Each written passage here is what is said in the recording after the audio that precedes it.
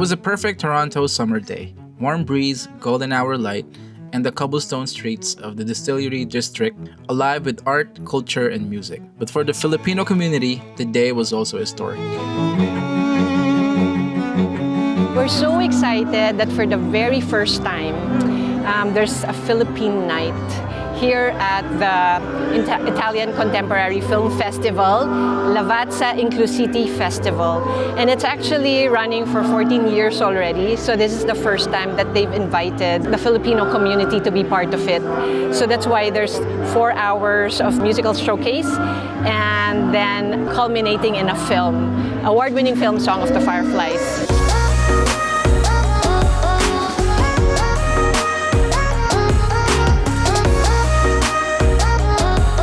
I have to say that Toronto is actually one of my favorite cities to visit.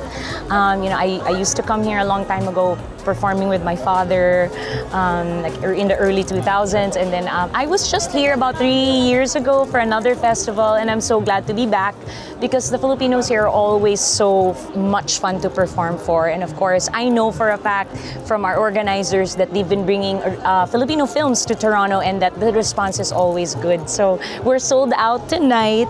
So I am so proud and so excited to share our film because I know it's gonna really make everyone so proud to be Filipino.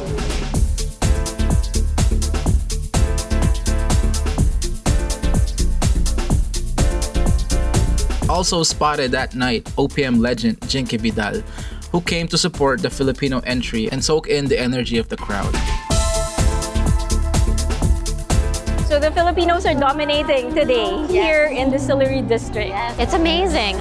First of all, just the fact that we're in the Toronto Distillery District here at the Mist Film and Music Festival is so fantastic. We're actually right now, as we speak, hearing headliners from the Philippines right in our backyards in Toronto. It's really an incredible experience. I'm looking forward to songs of the Firefly, which I'm looking forward to actually also hearing from the film itself, the music on stage. So very soon we're going to be hearing from them. Again, thank you to everyone who's coming out. I've never seen this many Filipinos in the Distillery District. I've come here many times to shop, and I'm really proud of our kababayans who are stepping up in leadership positions and shining. And Filipinos, we love the arts, we love film, and this is a chance for us to shine as a community.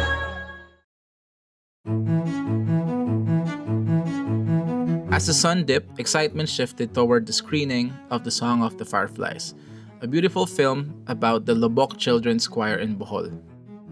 Leading the film is Morissette, a vocal powerhouse whose 5.5 octave range surpasses even Mariah Carey's, and whose performance anchors Song of the Fireflies with both power and heart. Rachel, I am personally a fan in a different level because I know that you've stuck to your artistry.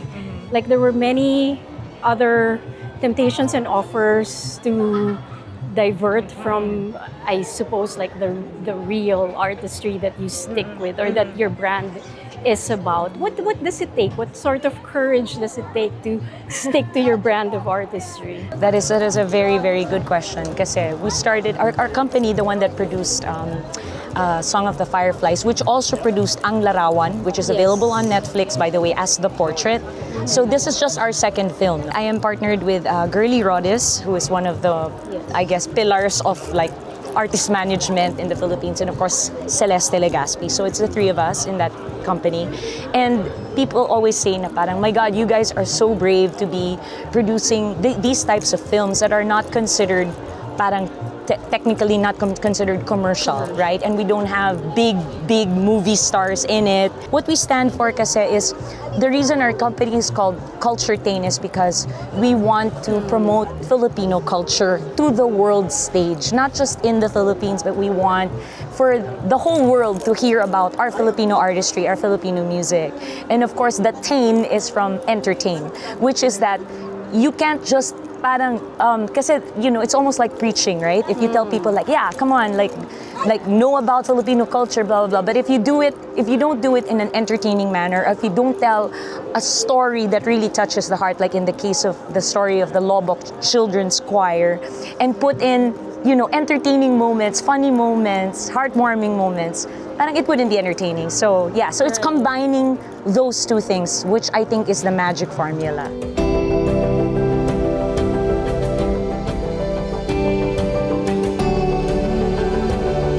Now in the world of social media and streaming, what is your message for those who are creating their own content and maybe want to share, I know, part of themselves, part of their culture as Filipinos, and now they have a global audience just by sharing things on their phones. Yeah. How did it change? How did the landscape change, and what is your take on that? So, you know, it's funny because when I was shooting a teleserye for ABS-CBN called The Broken Marriage Vow, which showed like a few years back, the other actors and I were saying that in our group, kasi there were younger actors who were really very active on social media, and ako siguro I'm kind of like the middle. I'm not super, like I'm not on TikTok, for example. Parang too young na for me.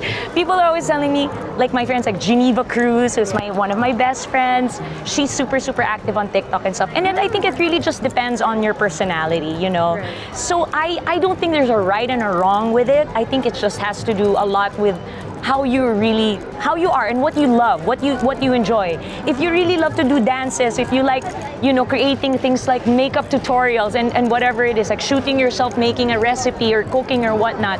I'm a very kind of a private person, so maybe that's not for me. So I usually share things about my work mostly. Right. And then once in a while you'll see me post something about a trip I took, you know, but not very often also. So I think there's no right and wrong. And for me, for those of you out there that are enjoying sharing, sometimes about other people, oh my God, bakit naman, why did this person have to share something so personal? But maybe, you know what, some people find comfort in that, right? That sometimes they're lonely and they want to share and they want to feel validated and to hear other people's ideas also, because sometimes that's our way of connecting with others, you know. So I think to each his own.